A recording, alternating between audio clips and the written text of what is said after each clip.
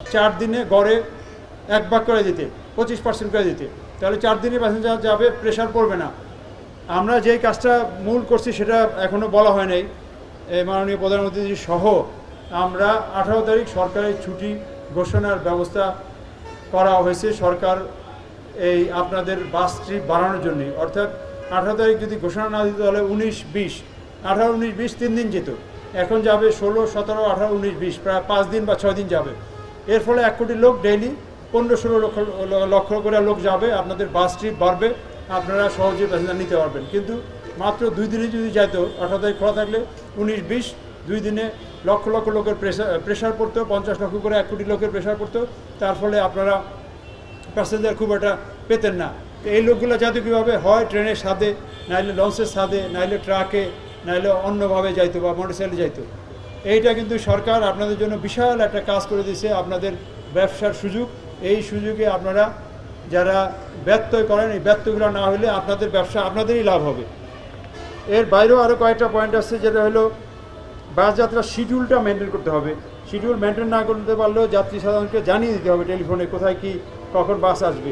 নির্ধারিত ভাড়া অতিরিক্ত বাস নেওয়া যাবে না, টিকিট নেওয়া যাবে না। এটার জন্য বিআরটিসি সহ আমাদের ডিএমপির ম্যাজিস্ট্রেট কোর্ট বা মোবাইল কোর্ট মোতায়েন আছে। যাত্রীদের সাথে হয়রানি বা দুর্ব্যবহার করবেন না। 1 সিটের 1 টিকিট 1 সিট দিয়ে 2 প্যাসেঞ্জারের কাছে বিক্রি করা যাবে না। আমরা এগুলো দিয়ে দিচ্ছি ইয়াতে, মিডিয়ায়, তারপরে হয়তো অনেকে জানেন না, জাস্ট আপনাদের জানানোর জন্য বলছি।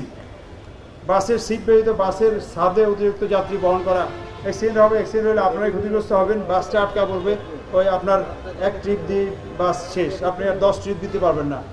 আপনার স্পিড লিমিট, গতিসীমা মেনে চলতে হবে, বা অতিরিক্ত গতিতে যানবাহন চালাবেন না, অ্যাক্সিডেন্ট হবে, ক্ষতি আপনারই বেশি, আপনাদেরই কিন্তু আইনের আওতায় আসতে হবে, বা আপনাদেরই একটা বাস 1 কোটি টাকা ক্ষতিগ্রস্ত হবে। ওভারটেকিং করা যাবে না, রাস্তার বাঁক বা যেখানে ব্রিজ আছে ওখানে ওভারটেকিং করা যাবে না। নেশাজাতীয় দ্রব্য অনেকে সেবন করে বা ঘুম ভাব নিয়ে বা অসুস্থ নিয়ে গাড়ি চালাবেন না। ড্রাইভারদের ক্ষেত্রে বলছি, আমরা 5 ঘন্টার বেশি গাড়ি চালাবেন না, সেকেন্ড ড্রাইভার আপনারা রাখবেন, মালিকদের বলতেছি, তাতে আপনাদের অ্যাক্সিডেন্টের হাত থেকে রক্ষা পাবে। বাস চালানোর অবস্থায় মোবাইল ফোনে কথা বলা যাবে না বা হেডফোন ব্যবহার করা যাবে না। বাসে উচ্চ স্বরে অনেক সময় গান বাজনা করে, তাতে ড্রাইভারের মনোযোগ ক্ষুণ্ণ হয়, এটাও করা যাবে না। ফিটনেসবিহীন, যান্ত্রিক ত্রুটিযুক্ত বা কালো ধোয়া নির্গমনকারী লক্ষ্যচক্র গাড়ি রাস্তায় নামানো যাবে না। মূল কথা হলো যে বাস যাতে রাস্তায় নষ্ট না হয়, নষ্ট হলে কিন্তু সবার ক্ষতি হবে।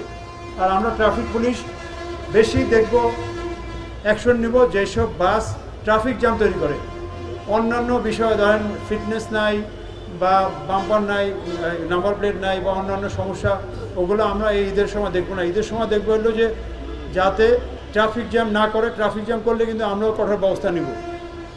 তো এখানে যারা শ্রমিক ভাইরা আছেন, আপনাদের প্রতি অনুরোধ যে বাস স্টপেজে যারা বিভিন্ন রকম ছোট ছোট ক্রাইম করে, ছিনতাইকারী, মলম পার্টি, এদেরকে ধরায় আপনারা সহযোগিতা করবেন। কারণ আপনারা চিনবেন কারা প্যাসেঞ্জার, কারা কি বলে ছিনতাইকারী, মলম বাস বা বিভিন্নভাবে অপহরণকারী বা প্রতিরোধ করে, এদেরকে আপনারা চিনবেন।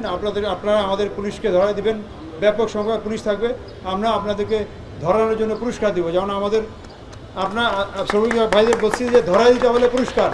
হয়তো অনেকে রিস্ক মনে করবেন, আপনি পুলিশকে বলবেন যে কানে কানে ওই লোকটা এরকম ঘুরতেছে ইত্যাদি দেখা দিবেন, গোপনে হোক বা যেভাবে হোক দেখা দিবেন, বা হাতে নাতে ধরতে পারলে ভালো, তবে আইন হাতে তুলে নেবেন না, ধরা পুলিশের কাছে দিবেন, পুলিশই বাকি ব্যবস্থা নেবে।